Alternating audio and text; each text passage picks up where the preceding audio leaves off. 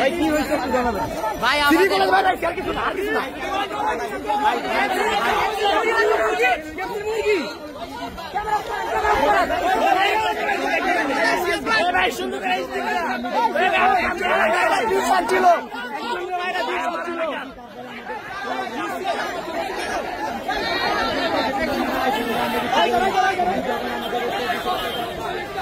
দর্শক আসসালামু আলাইকুম। এ যেন ঢাকার কাছে সিটির পরাজয়। ঢাকা কলেজের শিক্ষার্থীরা তারা সিটি কলেজে আক্রমণ কইরা সেখানে শিক্ষার্থীদেরকে লাঠিপেটা করিয়া তাদেরকে একেবারে সেখান থেকে বিতাড়িত করিয়া তারপর সিটি কলেজের যে নাম সম্বলিত যে লোগো সহকারে যে নাম থাকে সেই নাম তারা ছিনাই নিয়ে আসছে এবং সেটা আইনা তারপর রাজপথে মিছিল করতেছে এবং তাদের হাতে বিভিন্ন রকমের উন্নত মাত্রার লাঠি এবং হকি স্টিক দেখা যাইতেছে। তো আসলে মায়ের উপরে কোনো ওষুধ নাই এবং আপনারা দেখেছেন যে আমাদের একটা কালচারই হয়ে গেছে যে মারামারিতে যে জিতবে সেই আসলে প্রকৃত জয়ী। ঠিক আছে, আপনারা দেখেছেন এই যে আপনি ডিবেটিং ক্লাব বলেন, ফুটবল বলেন, ক্রিকেটে বলেন, এতে জিতে কোনো কিছু অর্জন করা যায় না, আপনার মারামারিতে জিততে হবে। দীর্ঘ 16 বছরের রাজনৈতিক অভিজ্ঞতা আপনারা দেখেছেন যে এই আওয়ামী লীগ কিন্তু সবসময় মাইরে জিতছে। বিএনপি বিভিন্ন সময়, ছাত্রদল, যুবদল, তারপর মূল যে বিএনপি, তারা বিভিন্ন সময় রাজপথ দখলের চেষ্টা করছে, কিন্তু কোনোভাবেই তারা রাজপথ দখলে নিতে পারে নাই।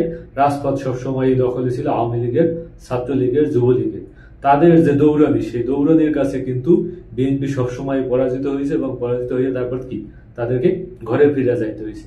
তো তারা যদি ওই জয়টা লাভ করতে পারতো, পরবর্তীতে কিন্তু আমাদের সেই 5ই আগস্টের গণ অভ্যুত্থান দেখা লাগতো না বা আপনার ছাত্রদেরকে এইভাবে হত্যার শিকার হইতে হইতো না। তো পরবর্তীতে শেষ মাইরটা এসে দিছে ছাত্ররা।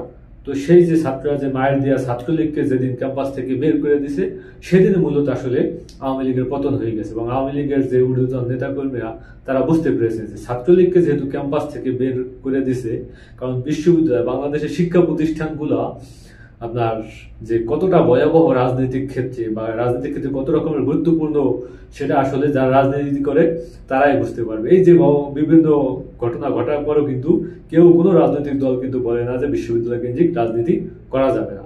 কারণ একটা বিশ্ববিদ্যালয়, শুধুমাত্র ঢাকা বিশ্ববিদ্যালয়ের শিক্ষার্থীরা যদি চায় যে কোনো একটা সরকারকে উল্টে দিতে পারে। এটা একটা মিনি পার্লামেন্ট। প্রত্যেকটা কলেজ, ঢাকা শহরের যে কলেজগুলো আছে, যে ইউনিভার্সিটিগুলো আছে, আপনি বলতে পারেন এটা এক একটা মিনি পার্লামেন্ট এবং এখান থেকে ডাক দিলে সরকারের কলিজায় কাঁপন ধরে এবং খুব সহজেই আপনি একজনকে খুব সহজেই বিতাড়িত করতে পারবেন। আওয়ামী লীগ, বিএনপি কে, ছাত্রলীগকে, ছাত্রদলকে বিতাড়িত করতে পারবেন, কিন্তু যখন একটা কলেজের স্টুডেন্টরা মাঠে নেমে আসবে তাদেরকে কিন্তু সহজে বিতাড়িত করতে পারবেন এবং যার পরিপ্রেক্ষিতে আপনারা দেখেছেন যে শেষমেশ শেখ হাসিনা সরকারকে পালিয়ে যেতে বাধ্য হইতেছে। তো এরকমের শিক্ষার্থীরা যখন মারামারিতে জড়ায় বা মারামারি করে, যে একটা কলেজ গিয়ে অন্য কলেজের মাইল ফলক, অন্য কলেজের ছাত্রদেরকে পিটিয়ে লাঠিপেটা করে তাদেরকে বিতাড়িত করে, সেখান থেকে কলেজের নাম খচিত যে লোগো সম্বলিত যে সাইনবোর্ড থাকে সেই সাইনবোর্ড তারা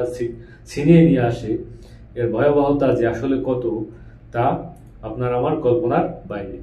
তো শেষমেশ আমি মনে করি এখানে ঢাকা কলেজ যে জয়যুক্ত হয়েছে, সিটি কলেজ যে হেরে গেছে, এটা আমরা ধরে নিতেই পারি এবং এই হার আসলে জাতির হার। জাতি হিসাবে আমরা হেরে গেছি।